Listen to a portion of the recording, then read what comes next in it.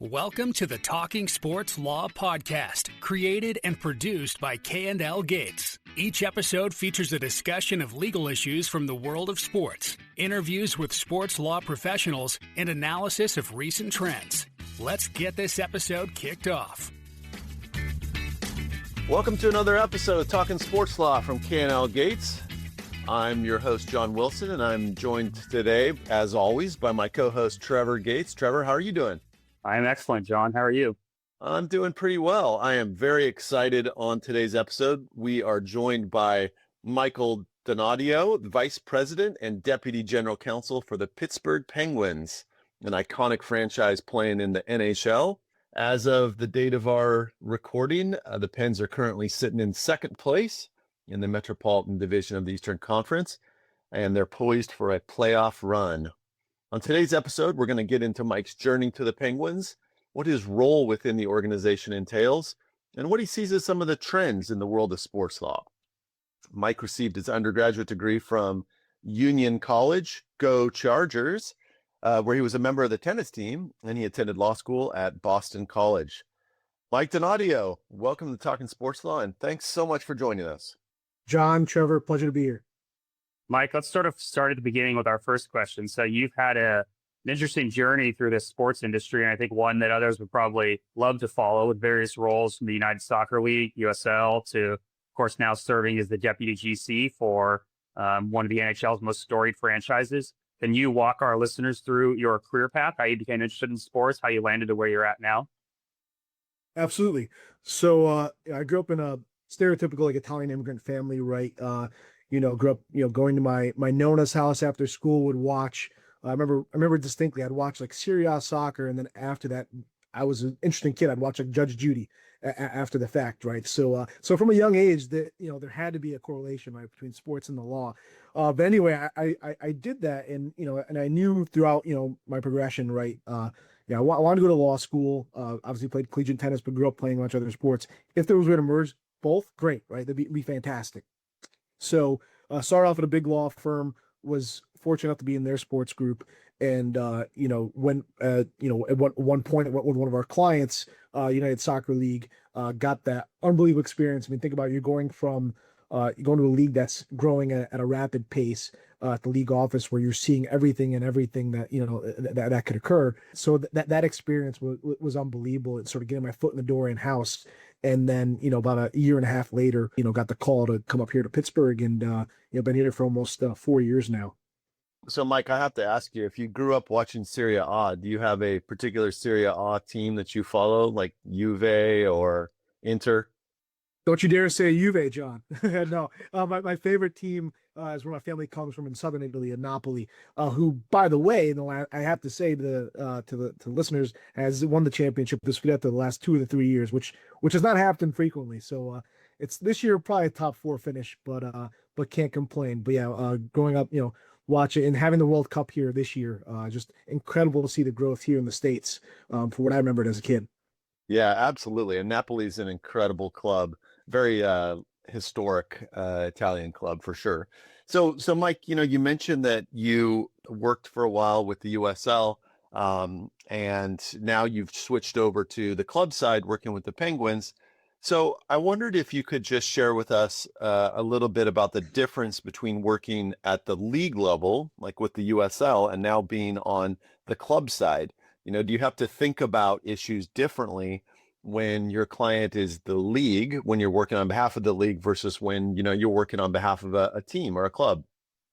That's a wonderful question. So that was one of those things that actually went in my mind before I took the job at the USL. I was like, wow, this would, how would this look for my career, right? Working in a league office, when I knew I wanted to be part of a team and be in that environment. And I had a couple of wonderful mentors along the way that said this would, prepare you for great success. You're going to have a different perspective, right? Seeing it from the league office lens. And I can honestly say that I completely agree with that. I mean, the different, dealing with stuff at a league level, dealing with all the different teams and their backgrounds, different, whether it was different sophisticated ownership right groups at the USL, or dealing with issues that may impact one club that may impact another club differently, right? I mean, that having that perspective was wonderful. And I think it's actually helped me now that I'm on the other side, when I work with the league office, have calls or meetings or have items we need to discuss with them. I can appreciate the position they're in, right? You have 32 different clubs, right, that have, varying needs and goals that may sometimes be aligned, but sometimes might be different. So I'd like to think that I have a great relationship with the league because I don't give them a hard time because I remember being in their shoes. So it's a different perspective, but it's one that I think I always recommend to folks, right? Like if you have an opportunity at one point, like it's great to see both perspectives because I think they make you a more well-rounded lawyer in the sports field. Yeah, I think that's absolutely right. Like more experience on all sides of the transactions, the issues always give you sort of more well-rounded look at the issues you're dealing with, right? Can you provide a brief overview of your role with the Penguins and sort of what a typical day looks like, if there is any such thing as a typical day? So that is the one thing I would say, obviously from Big Law, but even from the league office, that is where being on the team side is very different. Every day is a new curveball, right? A new story, a new challenge, and that's what sort of keeps it keeps you coming back for more. I think it keeps the experience. Like every day you're learning more, you're meeting with new folks, and I think it's a wonderful way to understand the business as well.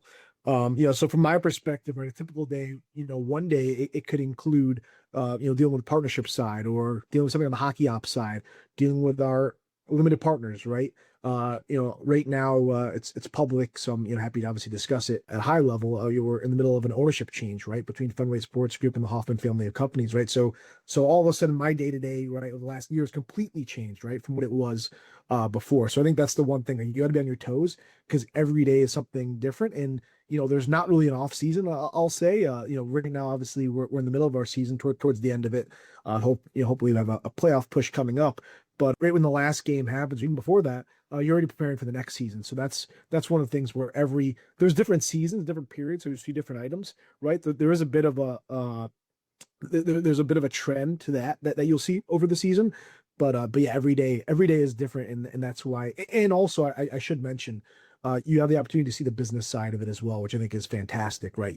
Molding, of course, being a lawyer, but also, hey, how does the decision here? How does that mesh with our business goals and our business perspectives as we look to be the best franchise we possibly can be? Mike, you forgot to mention one part of your day, and that was connecting with your favorite outside counsel, including lawyers at K&L Gates. I'm contractually obligated to put that plug in there that, you use outside counsel, including our firm, and we're grateful for that relationship.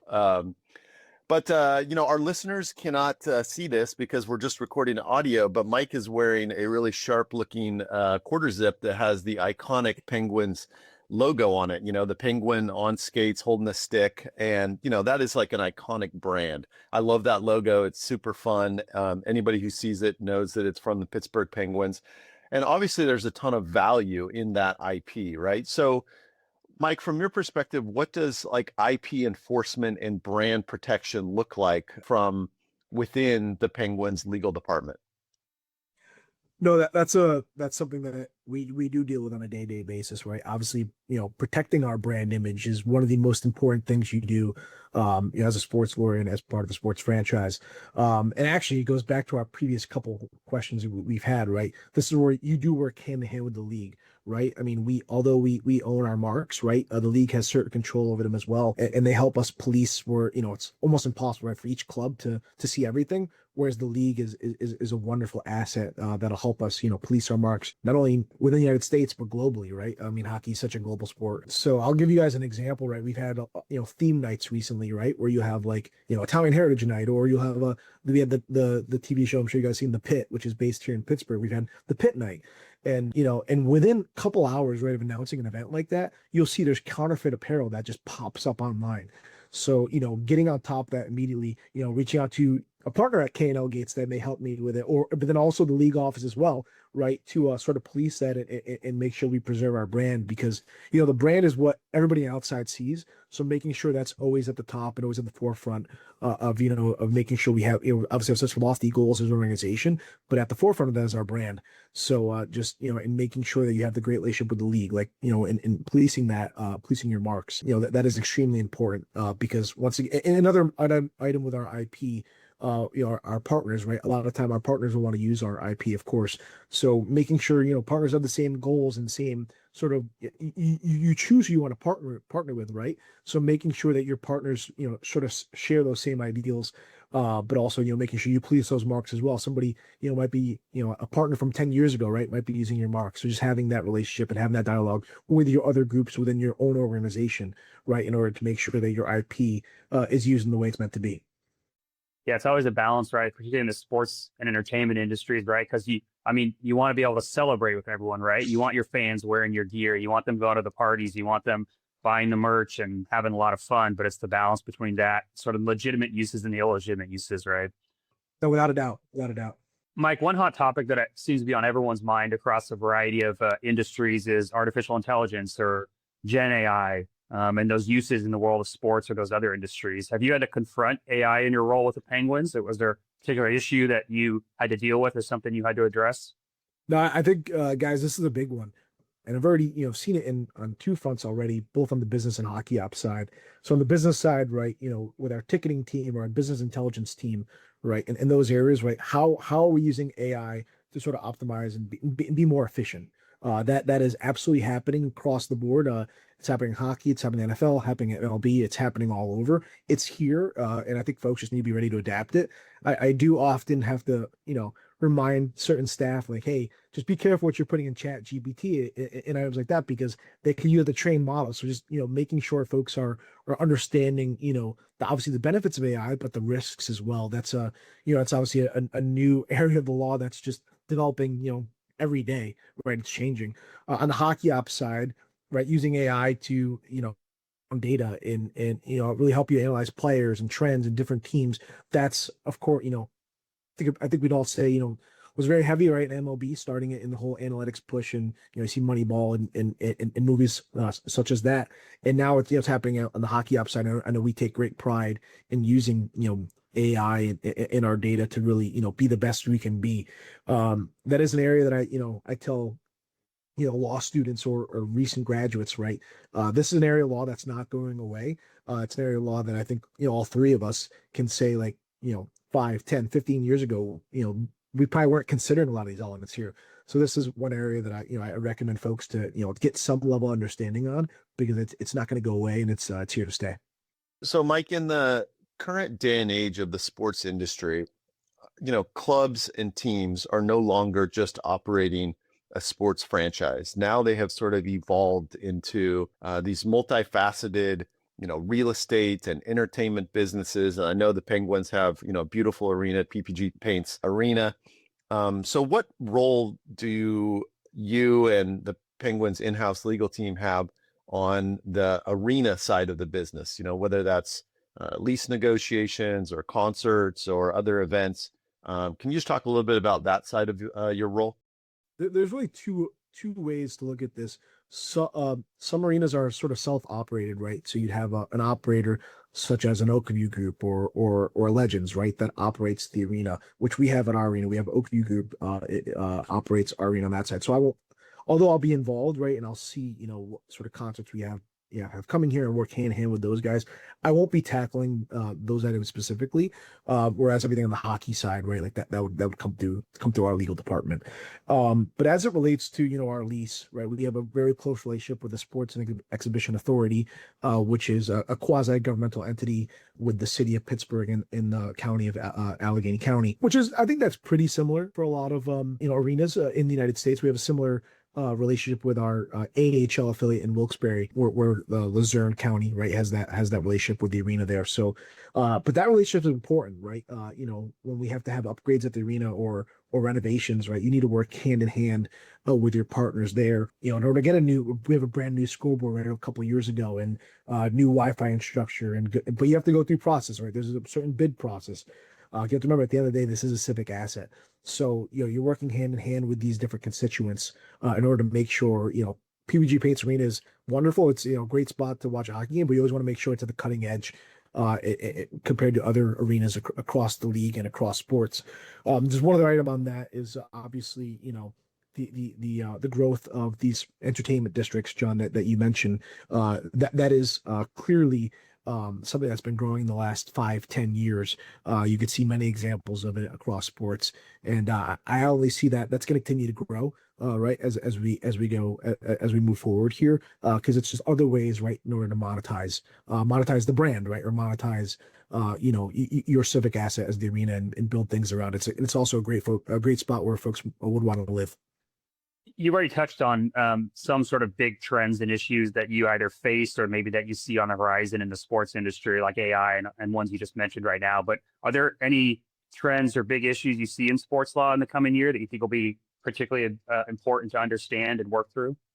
Yeah, for sure. I'd say I'll give you quick overview of a couple. Sports betting for sure, seeing what that looks like. I've now know the difference between sports betting and predictive markets, which is something I don't think I knew 6 months or a year ago, and I think we're all sort of probably going through that to some extent in the sports law area. Private equity Mike, ownership, if you figured out the difference between sports betting and prediction markets, can you let Trevor and I know? Because I think it's still something that we're trying to sort through also.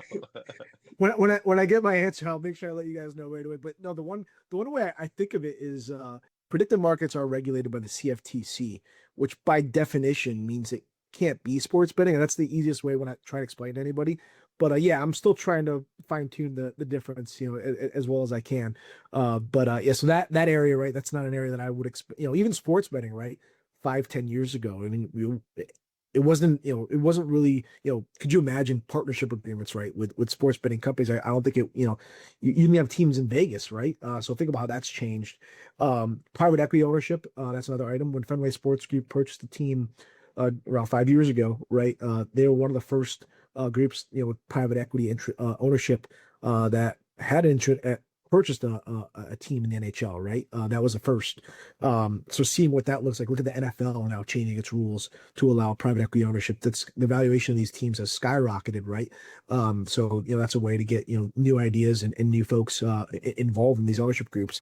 And then lastly, I'd say RSNs, right? Regional sports networks. That is a big area going forward here. We're blessed to have Nesson, via Fenway Sports Group, where we have a collaboration with us in the Pittsburgh Pirates, right, to show our games in the greater Western Pennsylvania area. That's not the case for other teams and other markets and other cities, right? So seeing what that looks like, you see MLB now has their national option, which teams are entering into. See, like, what does that look like in the NHL? What does that look like in other sports as well?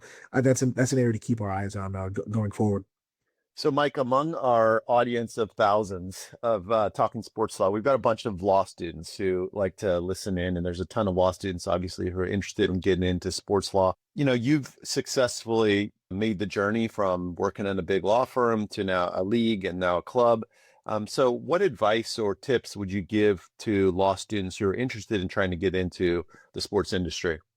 Yeah, I get this question a lot, from mentees or law students, and I always give advice that was given to me by mentors of mine, right? And it's you really have to be willing to take a risk to be in this profession, right? I mean, so think about my path, right? I started at a big law firm, which I'd say is pretty standard, right, for folks in these positions. But then I went with one of our clients at the USL, right? A growing soccer league, at that point, just Division II on the men's side and Division III on the men's side as well. Now there's a Division I element on the women's side, which is fantastic for the league. But it also moved my family to Tampa, Florida, right, when I've lived in the Northeast my whole life. So sort of going outside your comfort zone, which if you told me 10 years ago that's where I'd be, I'd be like, there's no way, right? But getting, I talked to enough folks to understand sort of where that had to, in order to get where I want to be in my career, taking those chances and sort of taking those risks to get there. So that's one piece of advice I give folks. Obviously everybody wants to get that first experience working for your local hometown team, and just being open to the opportunities that do arise and willing to take those chances, because I think that's the way to, at the end of the day, I look at it as, if you keep your mind at it, you're going to get there, but you might have to take different paths along the way that you might not expect it. And it just goes back to our question before, like, would I ever saw myself working in a league office? Probably not. But do I think that experience helped me immensely where I am today? Absolutely. And the sort of the friends and the colleagues that I've got to know along the way have only made me a better lawyer in this position. All right, there you hear the whistle, which means that we've come to the end of our regular time on this episode of Talking Sports Law, and we're heading into overtime. So, Mike, during overtime, Trevor and I are going to shoot some rapid fire questions at you, and you are asked to just kind of respond with whatever pops into your head first. So, Mike, are you ready for overtime? I'm ready. So, Mike, this is supposed to be rapid fire, but before we get to the first question, which relates to you playing tennis in college, I'll just give a quick caveat that this one's inspired by one of our awesome associates in our group who actually did not provide the question, but she loves tennis, is a good tennis player, is a great lawyer. So with that in mind, Mike, if Carlos Alcaraz or Sinner or Sabalenka or someone served to you 5 times right now, we walked outside the arena you're in, how many of those serves are you returning?